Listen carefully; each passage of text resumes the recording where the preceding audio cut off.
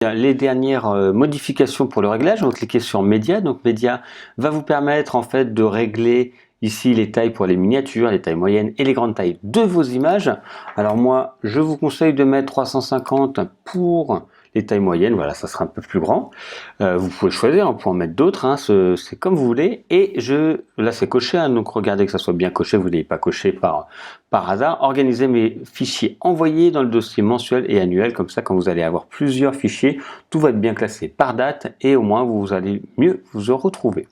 Donc je clique sur enregistrer les modifications, donc 150, 150, 350, 350, 1024 par 1024.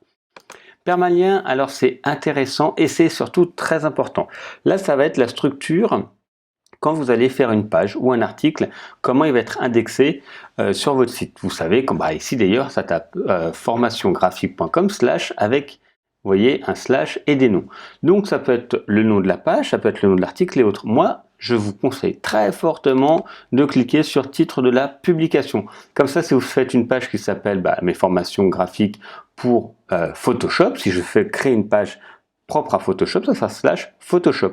Et l'avantage, c'est qu'au niveau de Google et des autres moteurs de recherche, ça sera beaucoup mieux référencé et vous pourrez, donc ça sera la destination de, si vous faites vous l'envoyez par mail pour que les gens arrivent directement sur les formations ici de Photoshop, au lieu d'écrire une adresse un peu bizarre qui ne correspond à rien, ça sera ici / Photoshop ou / celle que vous voulez. Donc voilà, c'est beaucoup mieux.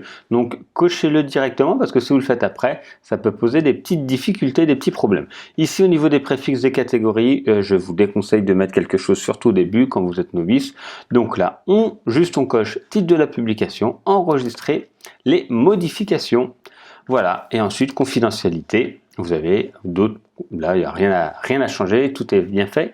Pour cette partie, voilà, on a fait les réglages généraux et un peu plus spécifiques sur WordPress. On va pouvoir passer à la suite et voir un peu plus en détail les autres onglets.